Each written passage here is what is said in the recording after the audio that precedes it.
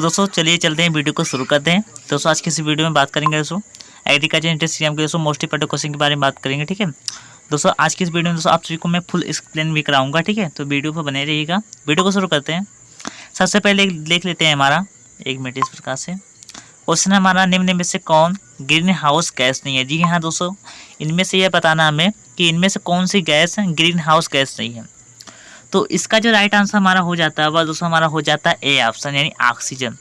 जी हाँ दोस्तों, जो ऑक्सीजन होता है यह दोस्तों ग्रीन हाउस गैस में मतलब सम्मिलित नहीं है, जबकि दोस्तों जो कार्बन डाइऑक्साइड, नाइट्रस ऑक्साइड और मीथेन जो है यह दोस्तों ग्रीन हाउस गैसें हैं। दोस्तों एग्जाम में पूछा भी जा सकता है घुमा फिरा कर, तो आप लोग याद कर लीजिएगा, मोस्ट इंपोर्टेंट है। अगला आता है दोस्तों हमारा 51 नंबर पर हमारा आता है बोरलॉग पुरस्कार किस क्षेत्र में दिया जाता है। तो दोस्तों इसका जो राइट आंसर हमारा हो जाता है वह दोस्तों हमारा हो जाता है 51 का डी ऑप्शन, यानी किसी क्षेत्र में दिया जाता है। दोस्तों हमारा अगला आता है 52 नंबर पर, उत्तर प्रदेश में जलोढ़ मृदा का क्षेत्रफल है। तो इसका जो करेक्ट आंसर हमारा हो जाता है वह दोस्तों हमारा हो जाता है सी ऑप्शन, 61.78%। दोस्तों एक बहुत इंपॉर्टेंट है, बीएचयू में दोस्तों 2-3 साल पूछा गया था, इसलिए हमने कहा कि लाओ बना दे इसका भी। इसके बाद हमारा आता है दोस्तों डेयरी, राष्ट्रीय डेयरी विकास बोर्ड की स्थापना कब हुई। दोस्तों मोस्ट इंपॉर्टेंट है NDDB, ठीक है, नेशनल डेयरी डेवलप बोर्ड की स्थापना कब हुई। तो दोस्तों इसका जो राइट आंसर हमारा हो जाता है वह दोस्तों हमारा हो जाता है बी ऑप्शन, यानी 1965 में।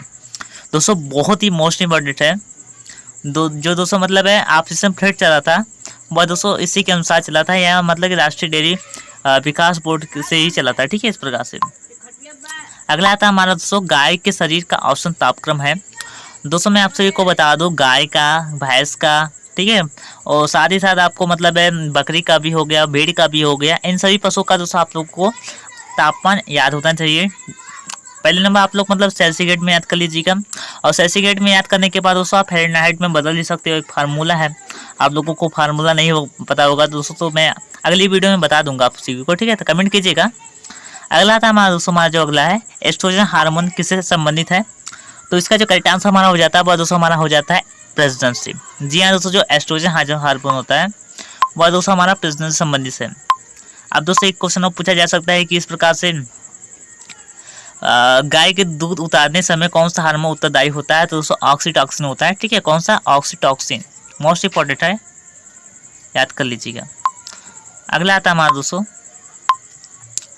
दूध में प्रोटीन पाई जाती है। तो दोस्तों जो दूध में प्रोटीन होती है वह किस रूप में पाई जाती है हमें बताना है। तो दोस्तों इसका जो राइट आंसर हमारा हो जाता है वह दोस्तों हमारा हो जाता है सी ऑप्शन, यानी कोलाइडल।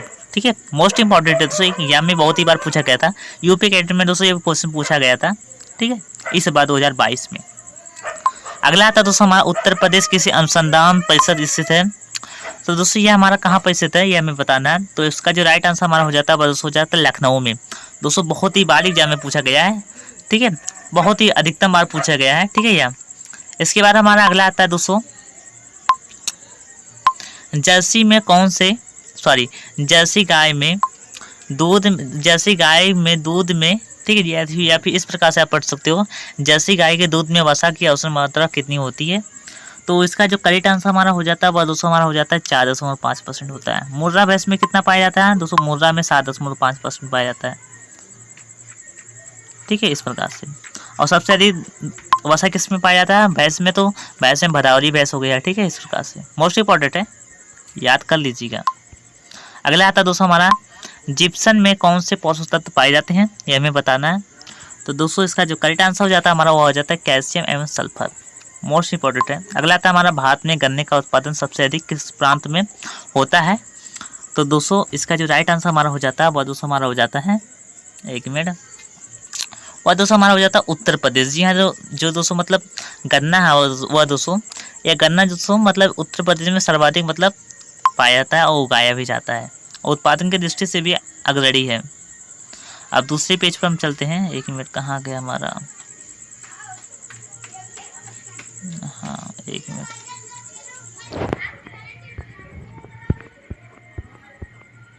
ठीक है, इस प्रकार से हमारा दूसरा है हमारा, ये दूसरे पेज पर हम लोग आ गए हैं। इसमें दिया गया हमारा ट्रेटिकल, यानी मानव निर्मित द्वारा धान है। ठीक है, ट्रेटिकल है, इसका क्रास क्या है। तो इसका जो करेक्ट आंसर हमारा हो जाता है वह दोस्तों हमारा हो जाता है सी ऑप्शन, यानी गेहूँ एवं राई का। एग्जाम में दोस्तों बहुत ही महत्वपूर्ण है। ठीक है, इसके बाद हमारा अगला आता है कैल्शियम अमोनियम नाइट्रेट में नाइट्रोजन की प्रतिशत मात्रा होती है। तो इसका जो करेक्ट आंसर हमारा हो जाता है पर दोस्तों हमारा क्या हो जाता है बी ऑप्शन यानी 25%, मोस्ट इंपॉर्टेंट है। अगला आता है हमारा 66 नंबर पर, भारत में बौनी जाति की गेहूं की प्रजातियों का उत्पादन प्रारंभ हुआ। तो दोस्तों बहुत ही मोस्ट इंपॉर्टेंट है। तो दोस्तों ये कब हुआ था?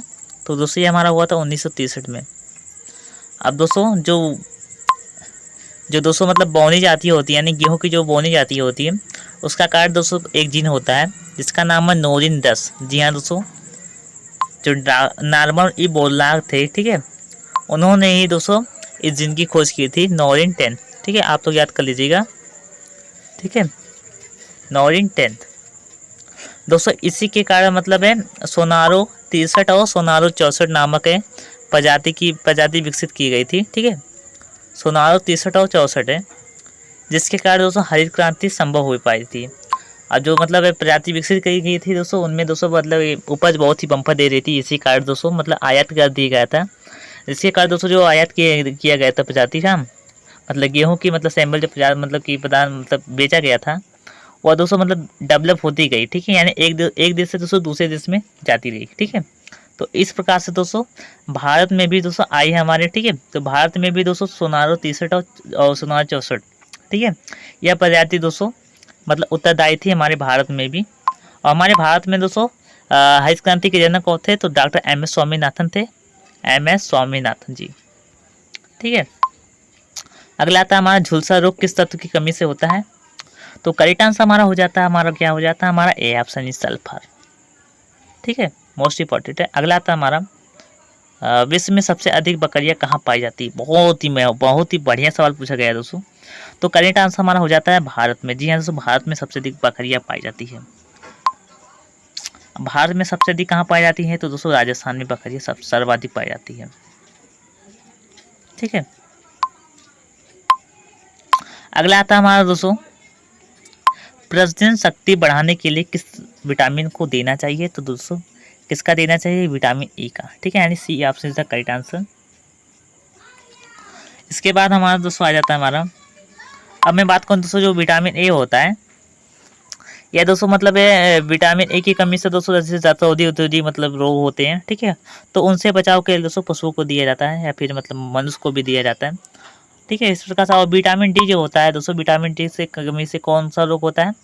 तो दोस्तों रिकेट्स यानी सूखा रोग होता है। तो इस प्रकार से दोस्तों विटामिन डी तो दोस्तों इसका जो स्रोत होता है वह दोस्तों हमारा है सूर्य का प्रकाश। ठीक है, तो इस प्रकार से हमें दोस्तों प्रतिदिन भी सूर्य का प्रकाश मिलता है। तो इस प्रकार से हमें मतलब उपलब्धि हो जाती है विटामिन डी की, यानी कि हमें हमारे शरीर में विटामिन डी की कमी नहीं होती है। ठीक है, इस प्रकार से हमारे पेलाग्रा रोग नहीं होता है।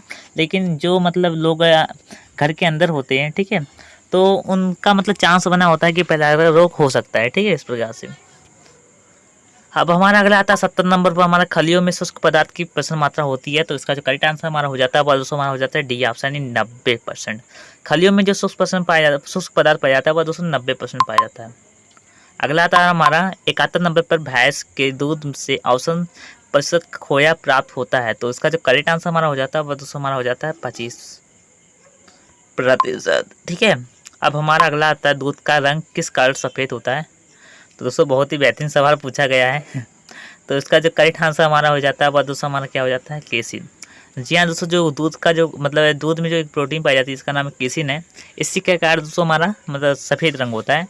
अब दोस्तों दूध में जो पीला रंग होता है वह दोस्तों कैरोटीन के कारण होता है। ठीक है, मोस्ट इंपॉर्टेंट है, याद कर लीजिएगा।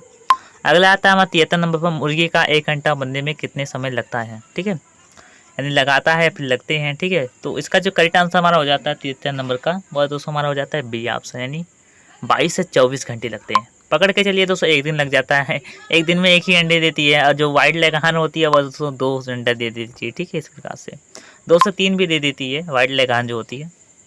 अगला आता है हमारा दोस्तों पनीर में प्रोटीन की लगभग हाँ ठीक है, इसमें दिया गया पनीर में प्रोटीन की लगभग 25% मात्रा होती है। तो इसका जो करेक्ट आंसर हमारा हो जाता है वह दोस्तों हमारा क्या हो जाता है? हमारा डी ऑप्शन यानी 20 से 22%। इंपॉर्टेंट है, याद कर लीजिएगा। अब इंपॉर्टेंट नहीं होता तो आपको थोड़ी ना बताते हैं। ठीक है, तो इस प्रकार से हमारा अगला आता है दोस्तों निम्नलिखित में मुर्गी का औसत तापक्रम होता है। दोस्तों फ़ारेनहाइट में हमें बताना है, सेल्सियस में नहीं बताना है, ठीक है। तो कंफ्यूज मत होइएगा दोस्तों, क्वेश्चन को सबसे पहले पढ़िएगा आराम से। तो 107.1 होता है डिग्री फ़ारेनहाइट होता है मुर्गी का तापक्रम, ठीक है।